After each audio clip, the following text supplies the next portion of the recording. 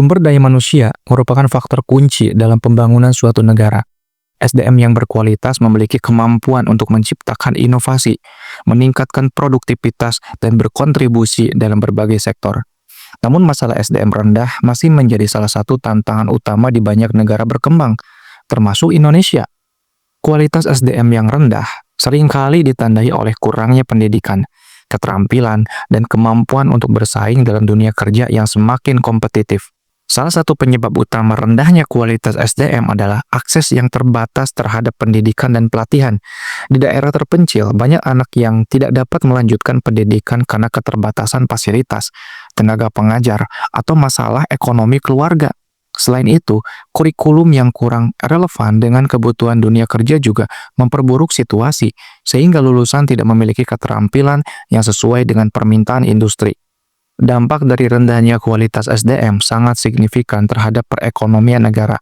Rendahnya produktivitas kerja, ketergantungan pada tenaga kerja asing, dan tingginya tingkat pengangguran adalah beberapa akibat langsung.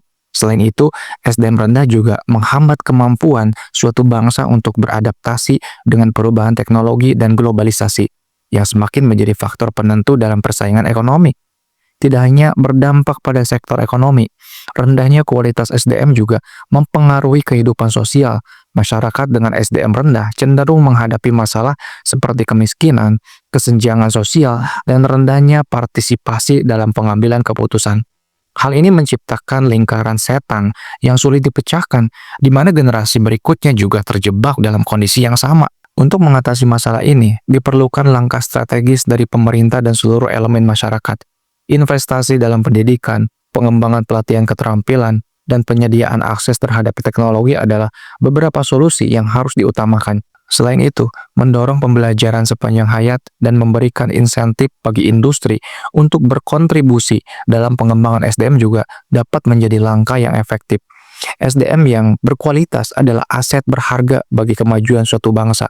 Dengan meningkatkan kualitas SDM, sebuah negara tidak hanya mampu meningkatkan kesejahteraan rakyatnya, tetapi juga memperkuat posisinya dalam persaingan global.